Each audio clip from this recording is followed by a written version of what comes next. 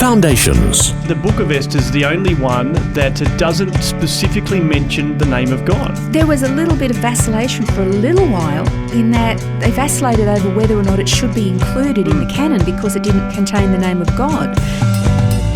Foundations. Understanding the Jewish foundations of our Christian faith. With Robbo Robinson and Mandy Warby.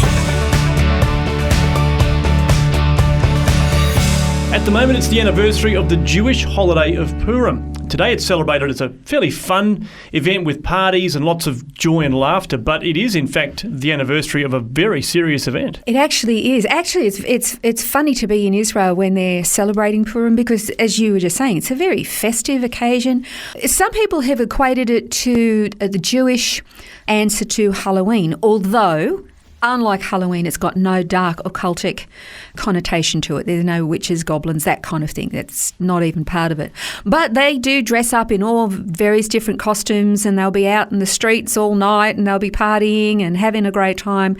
Little Jewish girls will go into Esther beauty pageants and things like that. So, it's a really fun event. It is a biblical holiday, Jewish holiday, although it's not one of the 7 mandatory feasts. But as far as the Jewish people are concerned, it's a compulsory feast. It's a part of their history. And you're right, it's a very, very serious story. If you were to jump into your Bible and read the book of Esther, it's only 10 chapters long. It's not a very long book, but it gives the entire account. We're going to only touch a little bit on the story tonight because we've got a couple of programs to discuss Purim. The word Purim means lots because the sinister villain of this plot, Haman, he actually cast lots when he was trying to determine what day he should hatch his wicked, evil plan to exterminate, commit genocide against the Jewish people. Yeah, because his plan was to wipe out the entire race, wasn't it? That was what he was intending to do. Yeah. I mean, it's a terrible thing, but if you look at the history of the Jewish people, it's just one attempt after another to try to wipe them out and to destroy them.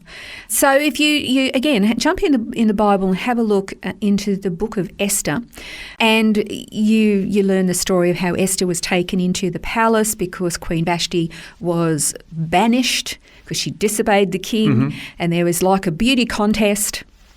Esther won the beauty contest and she eventually became queen. In all of this, you've got Mordecai, who was her uncle, who had said to her, okay, you've been taken, we can't do anything about that, but don't let anybody know that you're Jewish. Her name was probably Hadassah. And then the Persian translation of that becomes Esther. So she takes on the name of Esther. And so she hides her Jewishness and her heritage. Mordecai is her uncle and guardian. Somewhere along the line she lost her parents. The Bible doesn't say how. And he kind of is very faithful to the king. He's very faithful to the country that they're living in. Obviously part of the exiles after the Babylonian exile. But then you've got this nasty, evil, wicked, boo, hiss Haman, who hates the Jewish people, and he particularly hates Mordecai. Yeah. Now, the story actually does tell us that it was because Mordecai wouldn't bow and pay homage to him. I mean, he was very high up in the government, but he wasn't God and he wasn't the king. Yeah. But Haman wanted all this glory for himself. There is actually a much deeper reason for why Haman hated Mordecai so much. But we're going to get to that in another episode. You mentioned a couple of times the book of Esther, and you can literally sit and read it in a reading. It's not that long. Yeah. But it's interesting and unique in that the book of Esther is the only one that doesn't specifically mention the name of God. Absolutely. Do you know when they were working on the canon of the Old Testament books and what should be included, there was a little bit of vacillation for a little while in that they vacillated over whether or not it should be included in the canon because it didn't contain the name of God. But what the Jewish sages and the rabbis and the leaders, because I mean by the time you get to round about the book of Nehemiah's time, pretty much nearly all of the Old Testament canon was already set. So they'd already decided at that time that Esther was included. It's because God, while not mentioned, is literally working behind the scenes to make sure that his people are saved. Because there's no mention of God. There's not even a mention of prayer. There's a mention of fasting, obviously, but so he's not mentioned. But he's working behind the scenes always to ensure that his people will always survive. Yeah, you can certainly see God's protection in the story, can't you? The way that they are protected from the plot that was set to wipe them out. Yeah, exactly. Now, and as I mentioned, the name Purim actually means lots, which is what Haman used when he was casting lots. And of course, there is a very, very well-known passage where Esther, she is supposed to, Mordecai says, well, who knows? Maybe you've come into the palace for such a time as this. And she said, but I can't go before the king. He hasn't summoned me for ages, and I can't just present myself because he's going to take my head off. Yeah. It's a death sentence.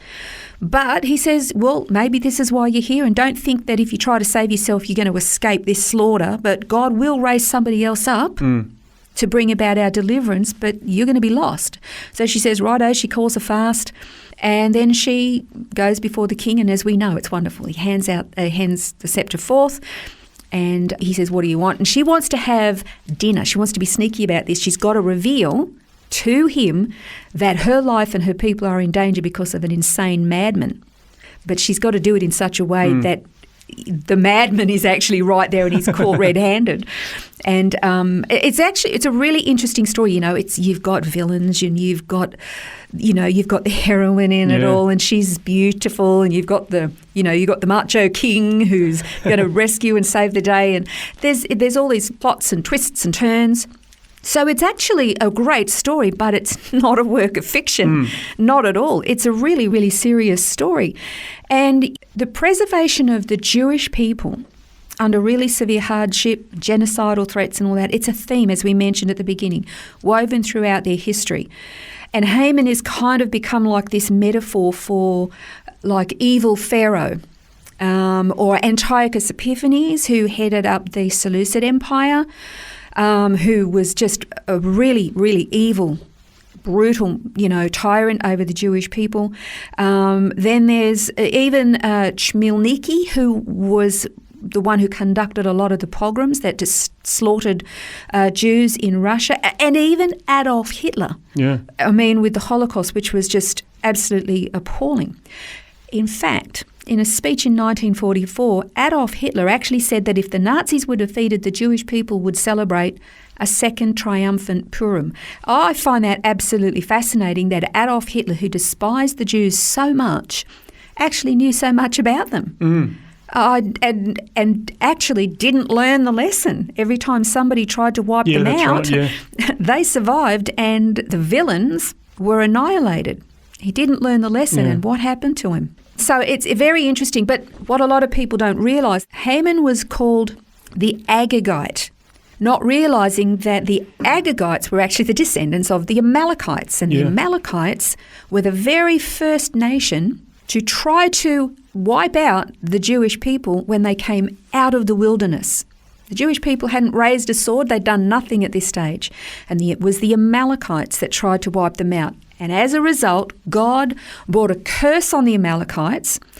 And not just that, the curse was not just that they were to be wiped out, but that their names would be blotted out from under heaven. Now, we've just spent the last couple of programs talking about why names are so important, because they tell a story or they're a heritage or something, but the curse, particularly in the Far East and the Middle East, it is such a shameful thing to have your name blotted out.